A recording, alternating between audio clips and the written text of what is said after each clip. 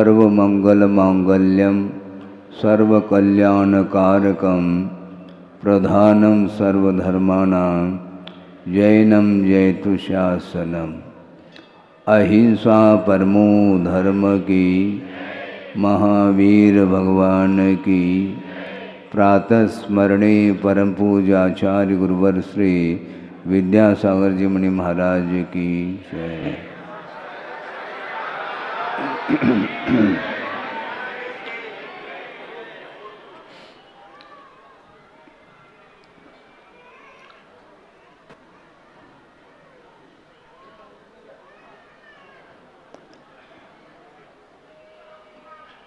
किसी भी कार्य को संपादित करने के लिए दो कारण अपेक्षित होते हैं, एक निमित्त के रूप में और एक योग्यता को लेकर के जिसको उपादान बोलते हैं उस रूप में। और गुरुदेव मोक्ष मार्ग के क्षेत्र में निमित्त को मानते हैं और उपादान को भी मानते हैं। दोनों एक दूसरे की अपेक्षा को लेकर के चलते हैं। ये कारण, उसके बिना कोई भी कार्य संपादित नहीं हो सकता। उनका भाव आपके सामने रख रहा हूँ। प्रसंग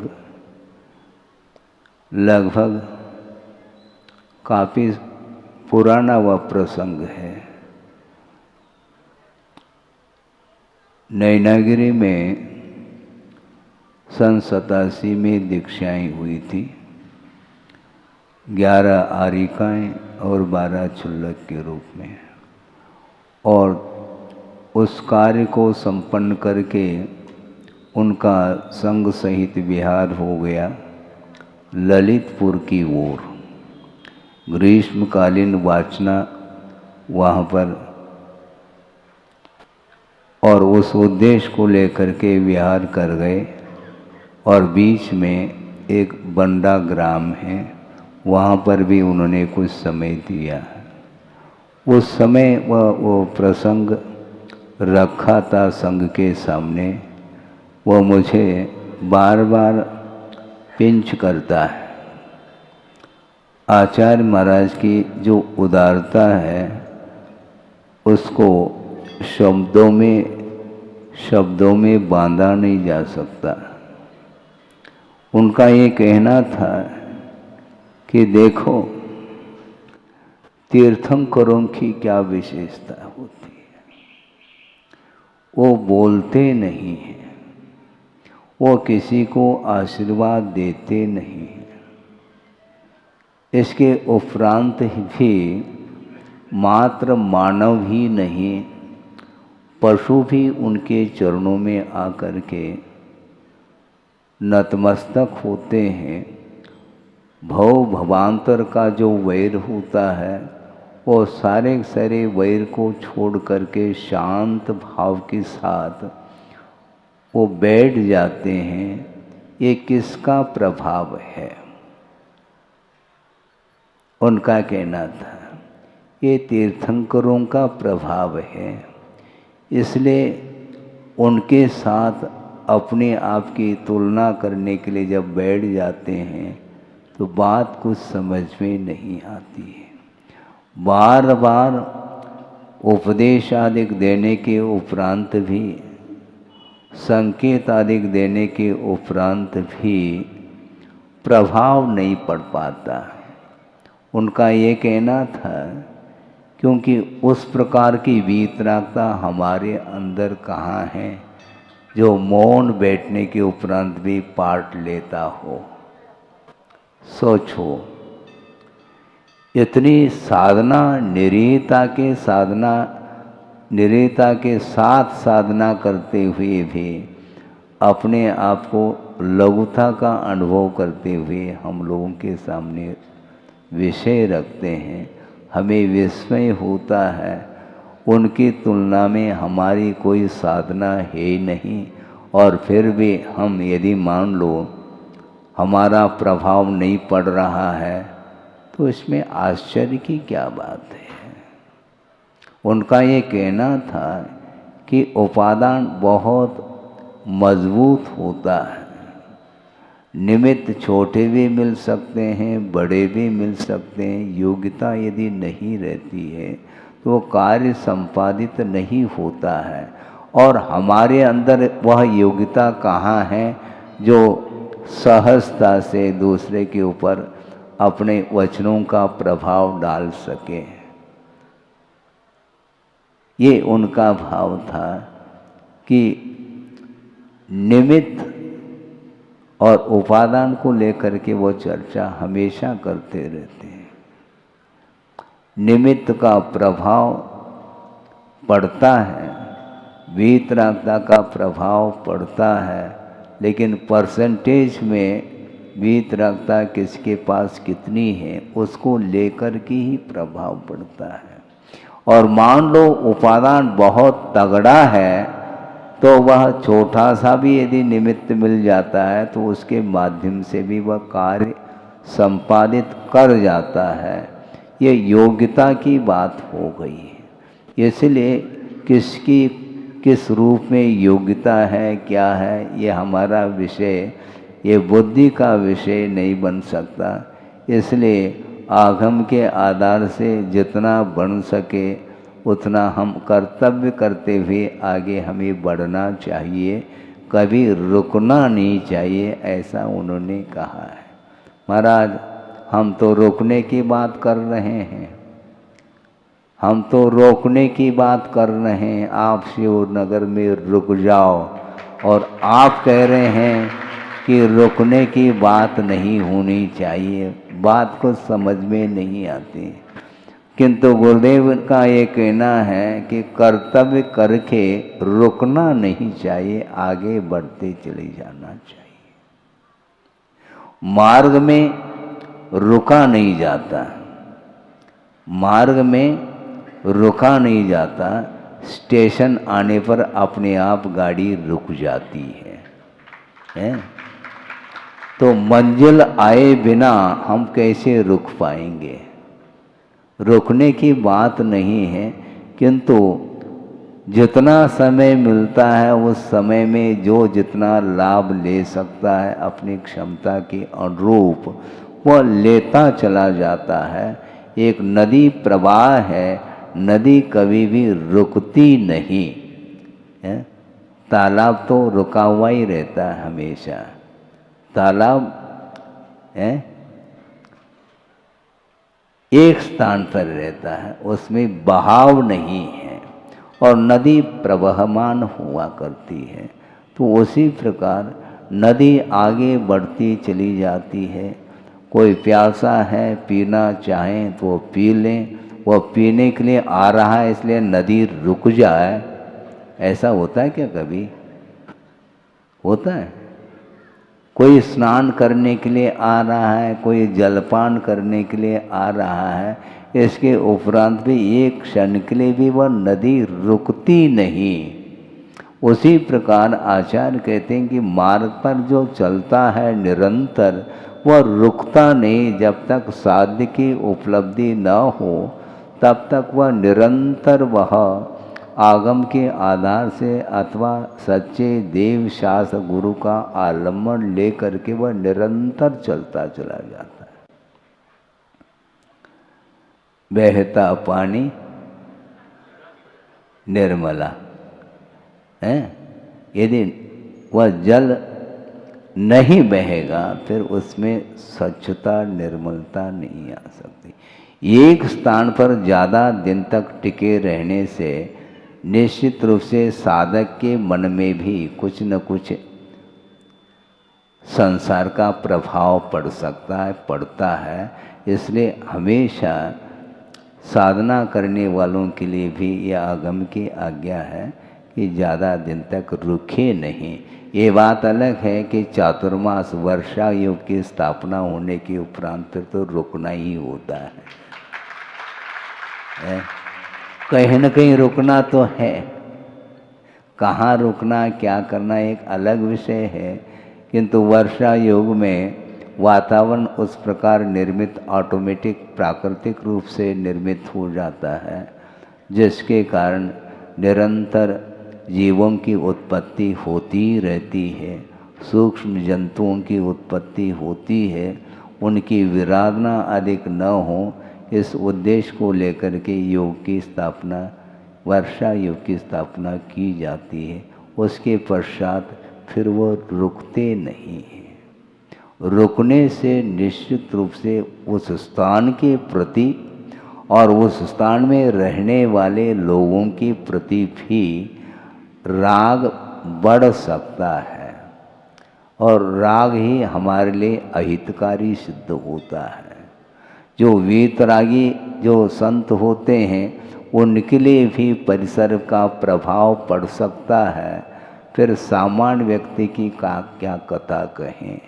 इसलिए आचार्य महाराज कहते हैं कि हमेशा उस वातावरण में रहा करो जिसमें रहने से अपने आप ऑटोमेटिक ही मन शांति का अनुभव कर ले और अनायास ही वह आपका ध्यान लग जाए।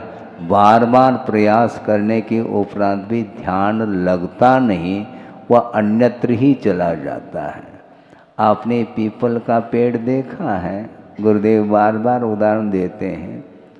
हवा नहीं भी हो तो पीपल के पत्ते हिलते ही रहते हैं।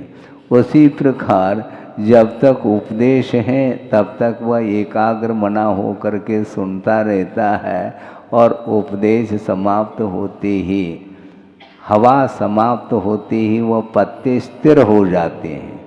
उसी प्रकार उपदेश समाप्त होते ही फिर आपका मन स्थिर नहीं रहता, अन्यत्र चला जाता है। अन्यत्र चला क्या जाता है, उसके संस्कार बने ही रहते हैं। मन को संयत बनाना बहुत बड़ा पुरुषार्थ माना गया है। कान के द्वारा उपदेश सुना जाता है, लेकिन मन यदि नहीं है तो उस उपदेश का जो मायना है, मीनिंग, अर्थ जिसको बोलते हैं, वह ज्ञात नहीं हो सकता। इसलिए मन लगा करके ध्यान से सुनो, ऐसा बार बार कहा जाता है, क्योंकि मन की गति बड़ी विचित्र गति है। आगम में उल्लेख मिलता है, मैं धीरे धीरे बोल रहा हूँ ताकि जितना भी समय बोलने के लिए मिला है उसको पूर्ण भी तो हमें करना है। उपदेश नहीं देंगे तब भी समय निकलता चला जाता है, और उपदेश सुनते हुए भी समय चला जाता है, रुक नहीं सकता है। ये काल एक ऐसा द्रव्य है, पदार्थ है, जो कि समस्त पदार्थों के परिणमन में वह अपना योगदान देता रहता है, उसके माध्यम से निरंतर परिणमन होता रहता है। आप यहाँ से जा नहीं रहे हैं, किंतु परिणमन जारी है। क्रिया और परिणमन में बड़ा अंतर है। क्रिया का अर्थ एक स्थान से स्थानांतरित होने रूप जो परिणति है उसको क्रिया बोलते हैं, और परिणमन का अर्थ निरंतर व नए पुराने के रूप में वह वस्तु परिवर्तित होती ही रहती है। इसलिए आचार्य कहते हैं कि मन को संयत बनाने की आवश्यकता है। आगम में एक प्रसंग आता है, सबसे पौद्गलिक जो पदार्थ है उसकी जो इकाई है वह परमाणु है।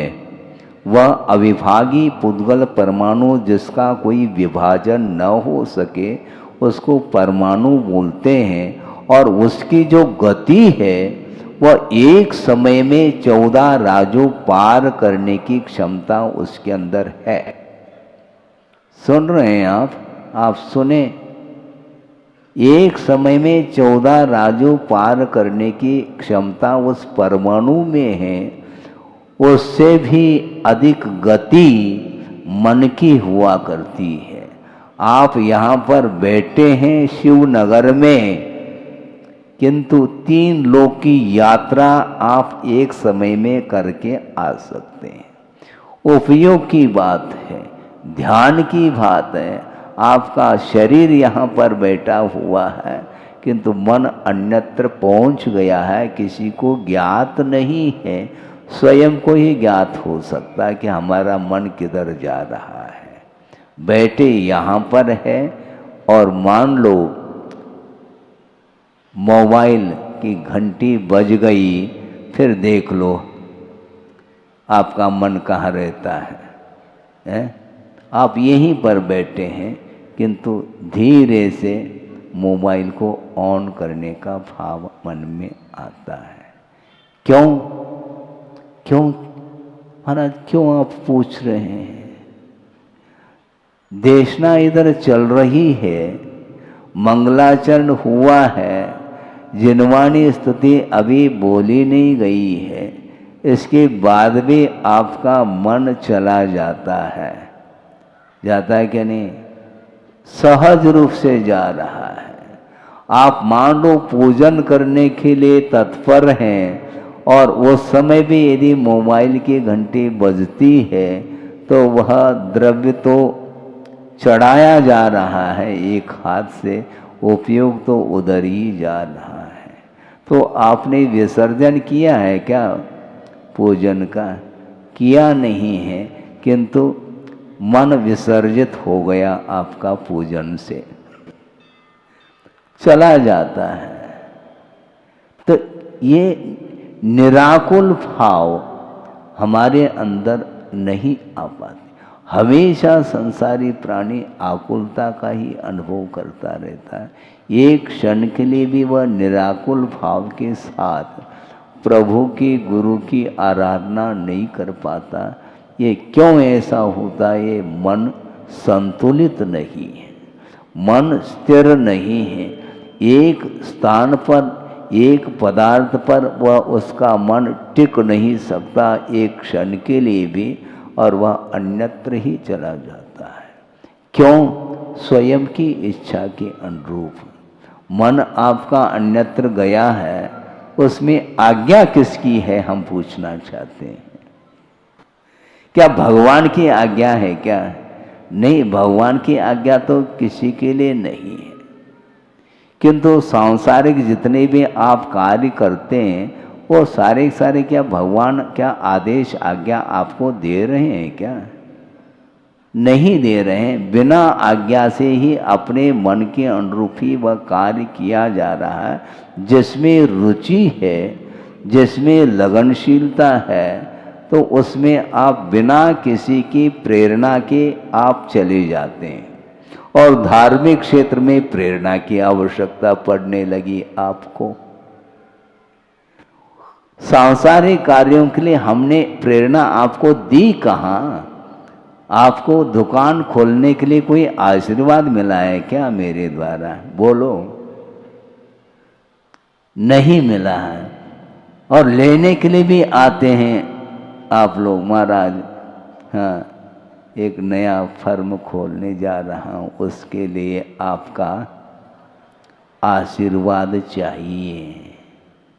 मैं किसके लिए आशीर्वाद दूँ?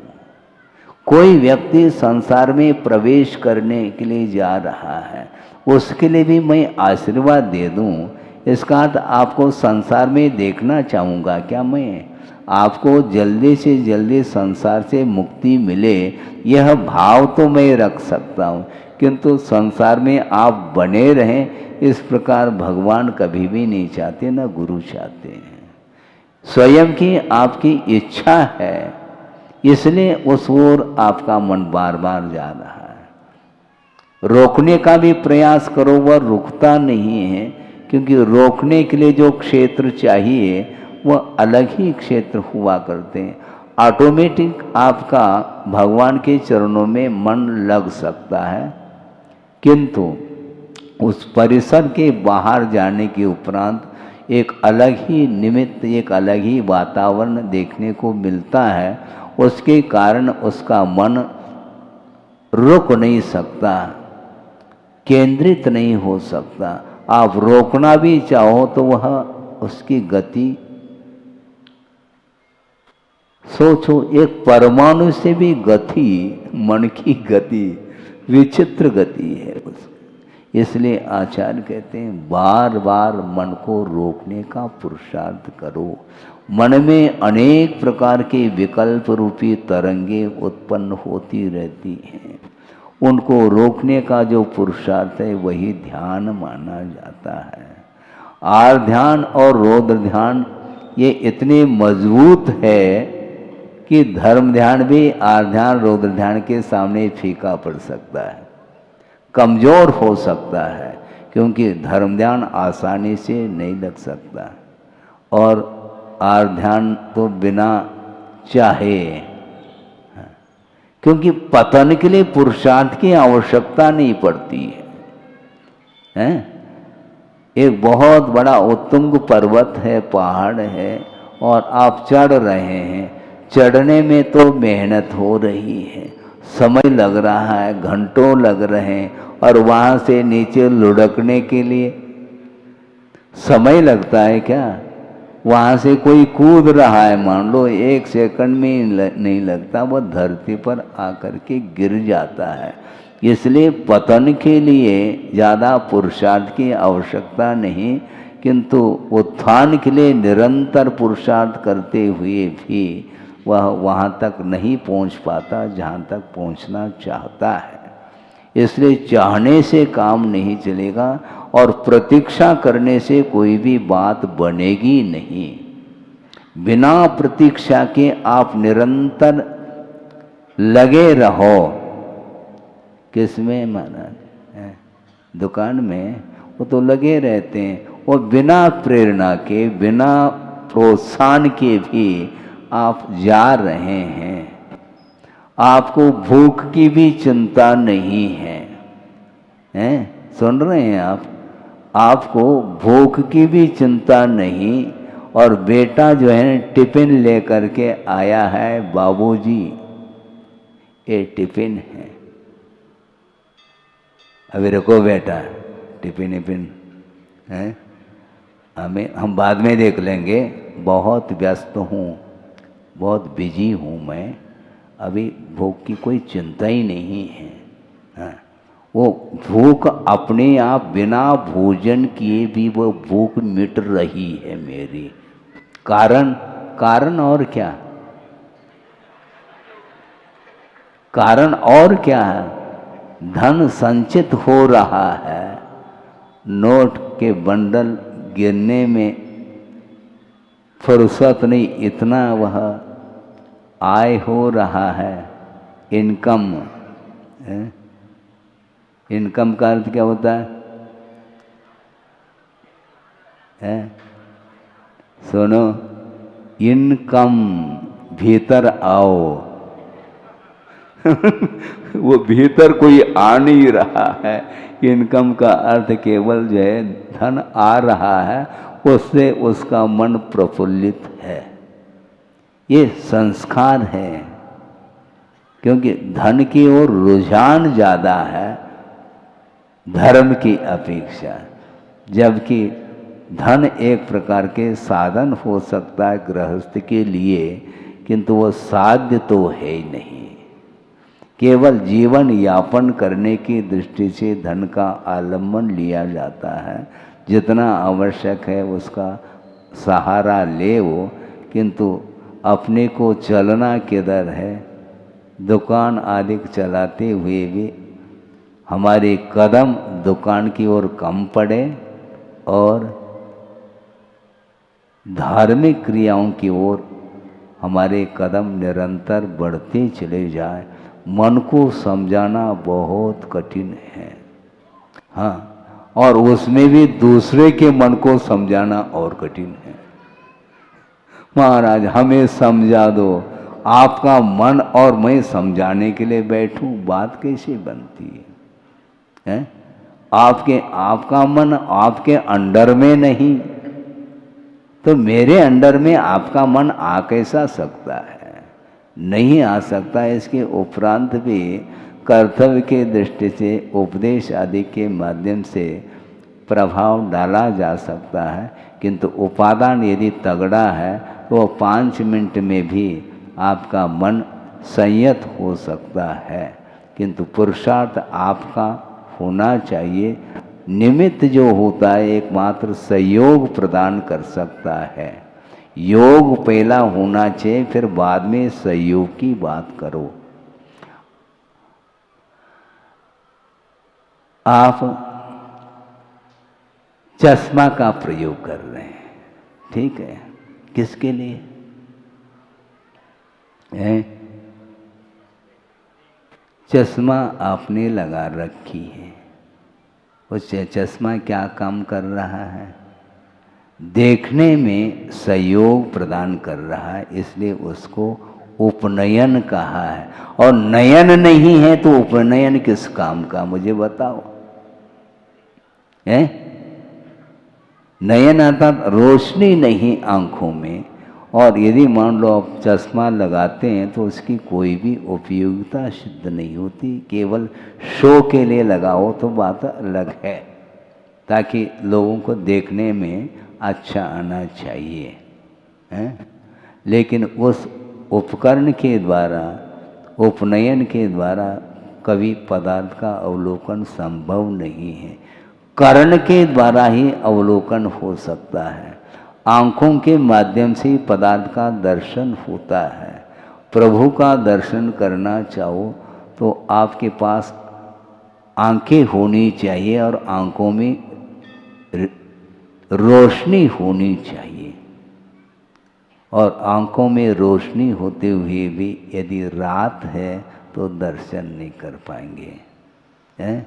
तो दिन दिन में करना, और दिन में फुर्सत है ही नहीं, अब क्या करोगे?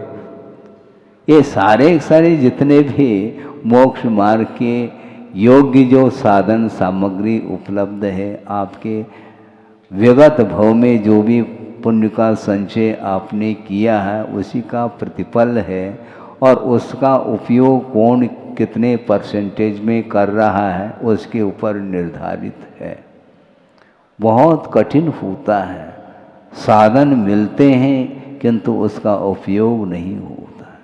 शास्त्र हैं, खोल करके पढ़ने की इच्छा भावना जिसके अंदर नहीं है, तो जनवाणी मौन है, प्रभु भी मौन है, और गुरु थोड़े बहुत बोल सकते हैं, यदि सुनना चाहें तो बोलते हैं, नहीं सुनना चाहें तो वो कहते हैं कि ठीक है भैया, अपने पास कहाँ समय है। समय को वह व्यर्थ गंवाना नहीं चाहते, क्योंकि प्रत्येक समय असंख्यात कर्मों की निर्जरा हो सकती है। यदि सावधानी के साथ वह चारित्र का पालन करता है साधक, तो उसके माध्यम से कर्मों की निर्जरा और साथ से पुण्य का वह संचय कर लेता है। इसलिए समय का कभी भी अपव्यय नहीं करना चाहिए। गुरुदेव ने यही कहा, सबसे मौलिक कोई वस्तु है तो समय है। हाँ, क्योंकि जो बीता हुआ समय आ नहीं सकता, बीत गया तो गया, और आने वाला भी जो भविष्य है वह भी वर्तमान में ढल करके वह भी भूत के रूप में परिवर्तित होता है। रुकना नहीं है, यहाँ पर रुकने की बात मत करो। यदि रोकना है तो मन को रोको, तन को नहीं, तन तो जाएगा। इसलिए साधक श्रवण लोग एक जगह नहीं रहते, उनका मन एक जगह लगता है, किंतु शरीर के अपेक्षा से विहार आदि करते ही रहते हैं, क्योंकि किसी भी प्रकार से परिसर का कहीं विपरीत असर न हो इसका ध्यान उन्हें रहता है। क्योंकि ऑटोमेटिक एक स्वाभाविक है, परिणति है कि वस्तुतः मोह करना ये स्वभाव नहीं है, किंतु स्वभाव जैसा होता चला जा रहा है। ऐसा लगता है कि ये कषाय करना आत्मा का स्वभाव है, स्वभाव नहीं, किंतु निरंतर वह कषाय कर रहा है, इसलिए स्वभाव जैसा महसूस होता है, किंतु वह स्वभाव नहीं। रोकना चाहें तो वह कषाय रुक सकती है, क्योंकि आत्मगत परिणामी तो है। कषाय न करें और कषाय करता चला जाता है, और किस निमित्त को लेकर के? बस जिन जिन पदार्थों के प्रति ममत्व भाव है उनको प्राप्त करने की दृष्टि से ही वह निरंतर वह कषाय करता ही चला जाता है। बात आई थी कि लोभ को लेकर के, लोभ क्या वस्तु है? आत्म तत्व के प्रति कोई लोभ नहीं होता किसी का, होता है? नहीं होता। शरीर के प्रति मोह, शरीर के प्रति ममत्व भाव और परिजन पुरजन के प्रति ममत्व भाव, ये सब पर को लेकर के ममत्व भाव हो रहा है और उसके माध्यम से वह शरीर का संपोषण करना चाहता है, इसलिए पर वस्तु के प्रति उसका राग बना रहता है। राग हो अनिवार्य नहीं, क्योंकि पर वस्तु के प्रति हमारा कोई भी स्वामित्व भाव यदि नहीं है तो अननेसेसरी अनावश्यक वह राग करेगा क्यों? नहीं कर सकता।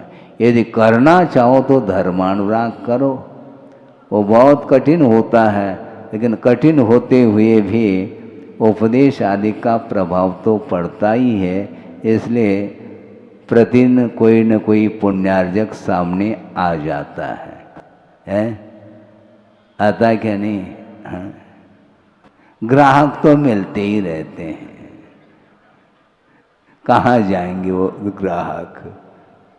दुकान खुली है, निश्चित रूप से ग्राहक कोई न कोई वस्तु को लेने के लिए वह आ ही जाता है, और कीमती वस्तु भी हो तो वह परवाह नहीं करता और ले करके चला जाता है। पुण्य, आप दुकान मकान में चले जाओ तो वहाँ पर वह खरीदने की वस्तु नहीं है।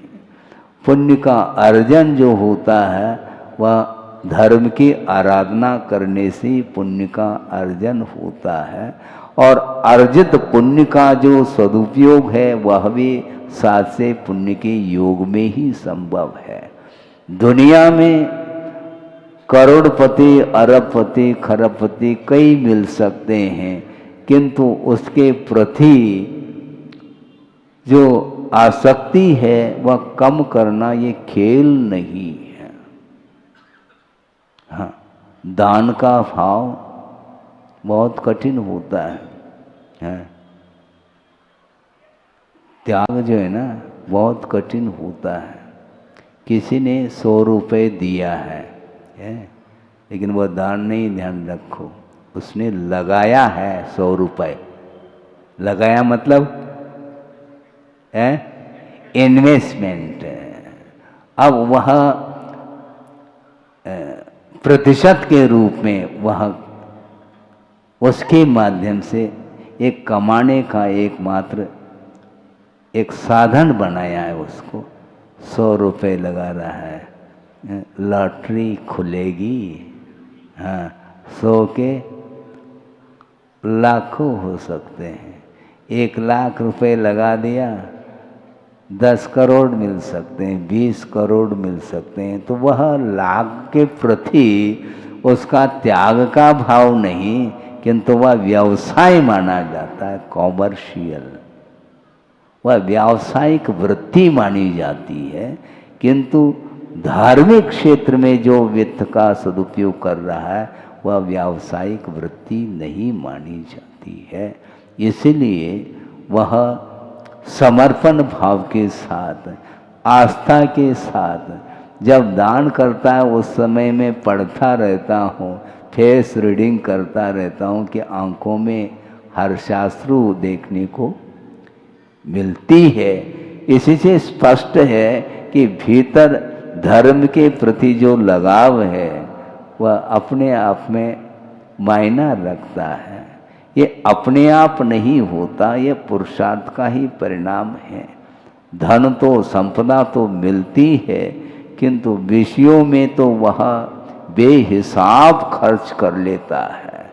इसके उपरांत धार्मिक क्षेत्र में आने के उपरांत थोड़ी सी कठिनाई का अनुभव होता है। महाराज आपको थोड़ी अनुभव है, हमने कमाया है। भैया आप ही ने तो कमाया, लेकिन गमाओ नहीं, हाँ, कमाया है उसका उचित क्षेत्र में उसका उपयोग कर लोगे तो कई गुना फलेगा, वही ध्यान रखो।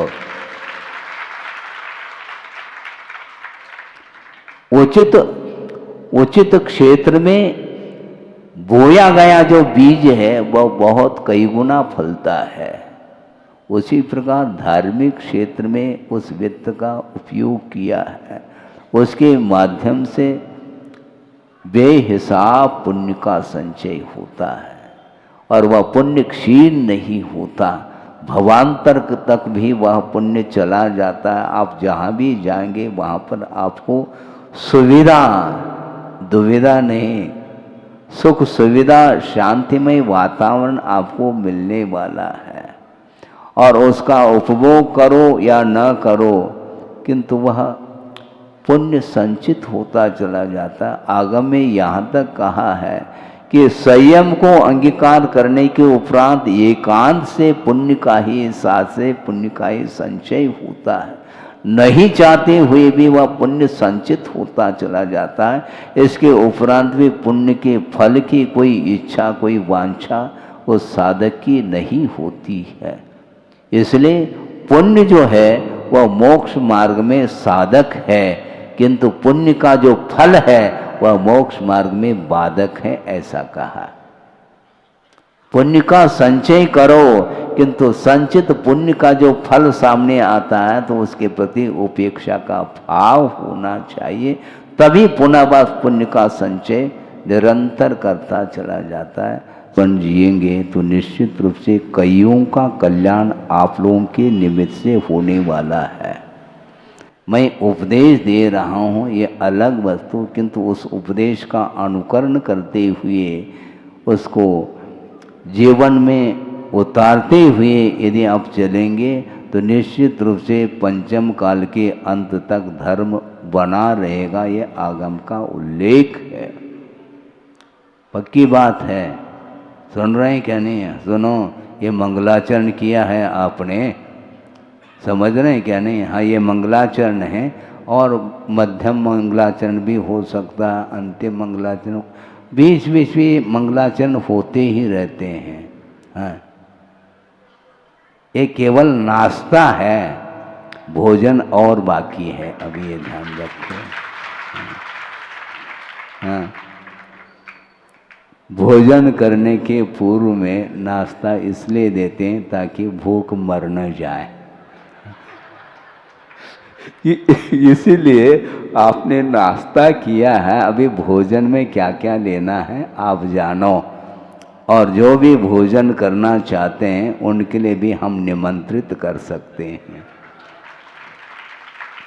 बिल्कुल, इसमें क्या दिक्कत है? बार बार इस प्रकार प्रसंग बनाते हुए आप लोगों के भावों को एक मूर्त रूप देने के लिए आचार्यों ने आज्ञा दी है, कर्तव्य करते रहो, निश्चित रूप से उसमें विकास विकास हो, क्योंकि विकास के बिना वह निश्चित रूप से फिर वह पतन की ओर चला जाता है।